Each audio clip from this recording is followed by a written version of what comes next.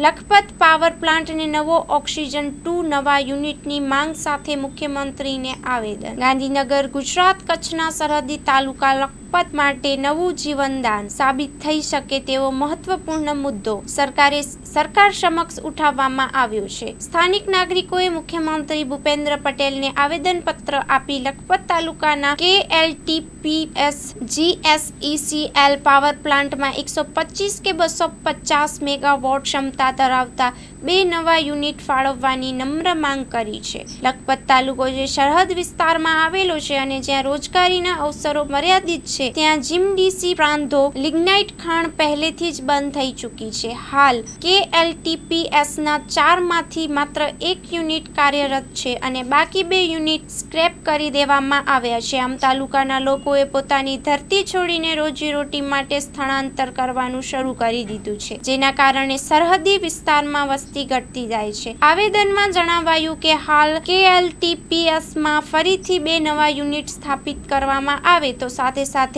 જીએમડીસીની નવી લિગ્નાઇટ ખાણના ખુલાસા સાથે સેન્ટ્રલાઇઝ કરી શકાય છે.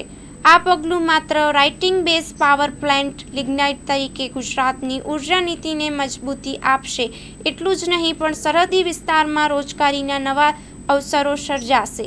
પ્રજાજનોએ સરકારને યાદ અપાવ્યું કે લખપત તાલુકાને અતિ પછાત વિકાસશીલ તરીકે જાહેર કરવામાં આવ્યું છે. Report by Vinod Goswami, Lakhpat.